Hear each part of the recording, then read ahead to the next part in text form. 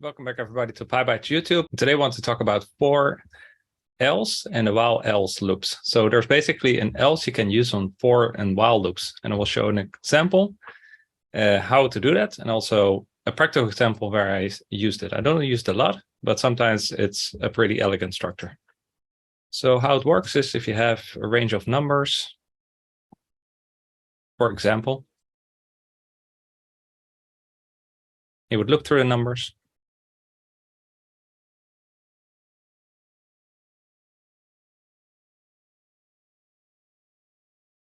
By default, if we get through the whole loop, it will hit that else, right? So if we run this,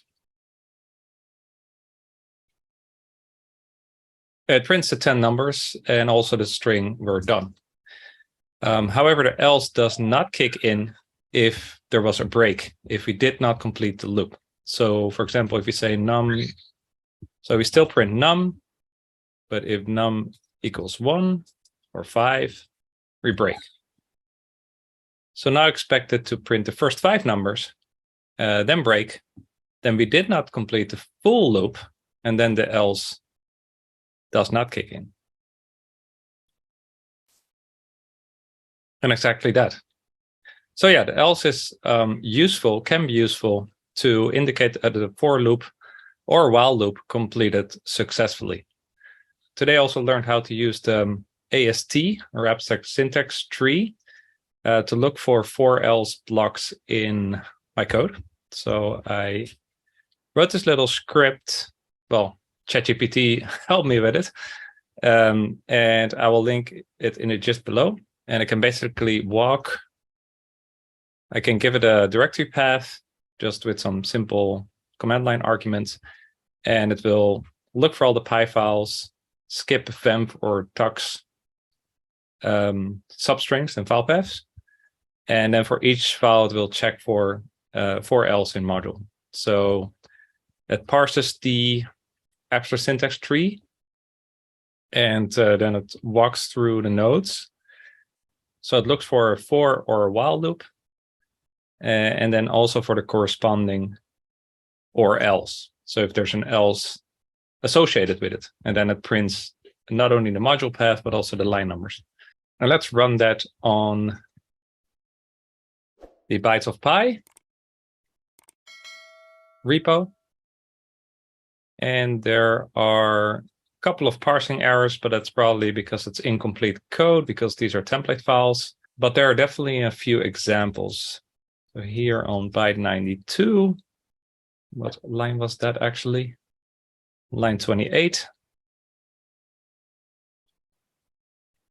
Here we do a for time and time offsets, and either it returns, but if it went through the whole time offsets series and it got through that whole loop, then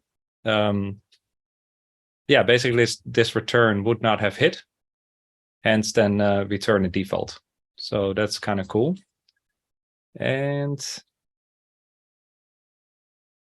look at another example.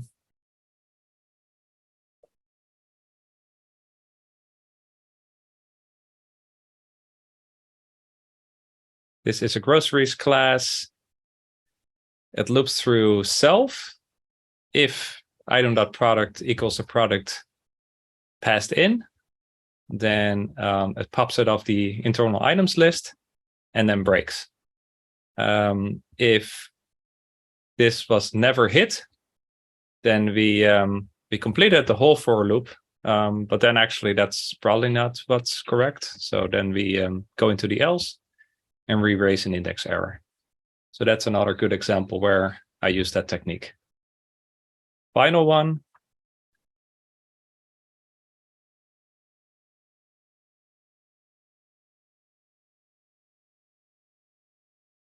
And as a final example, I have a while loop here on the game class of byte 42. And don't watch too much the solution. That's, of course, spoiling it. But here we go through a number of guesses. We try to guess it, and we validate the guess. And if it's a win, then we break. So if we don't have a win at any point, so we don't break, then we hit this else, and then we basically, we print guess number of times, answer was answer. So basically, then you exhausted your number of guesses, right? Interestingly, I have a comment here. Else on while for is this an anti-pattern? I do find it useful in this case. So not everybody likes this, and it might have even been called an anti-pattern. I definitely need to look that up. But honestly, for the use cases I've shown, I definitely see a use for else or while else. It can definitely have some practical use cases. So hope that's helpful, that you learned another construct, and let me know if you would use it or if you really find it ugly or even an anti-pattern. Again, I see proper use cases for it. I've used it, as you've seen in the code of the Bytes of Pi exercises. And actually, if I share again, if I remove that vamp and tox continue line, and additionally, if I make this pattern recursive, and now I run it, say on the virtual environment, there's definitely a lot of use cases in modules. So anti-pattern or not, it definitely seems to be used quite a bit all over the place. So for example, in Django, line 411 for else. And in Pillow,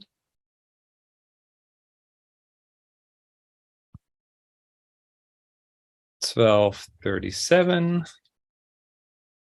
By the way, with Vim, if you give it plus integer, it goes straight to that line. For mode in blah, for mode in modes, break. If you don't break, you get here. Oops. So yeah, it definitely has its use cases in Python modules as well.